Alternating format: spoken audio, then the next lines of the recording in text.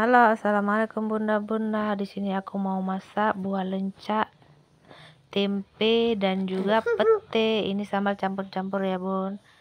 Langsung saja di sini aku masukkan cabai, lalu kita masukkan roiko, gula dan bumbu lainnya, serta aku langsung masukin aja pete.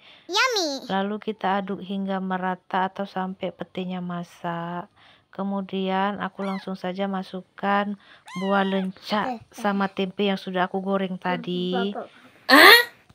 Kita aduk kembali sampai bumbunya meresap ke tempenya ya bun. Oke.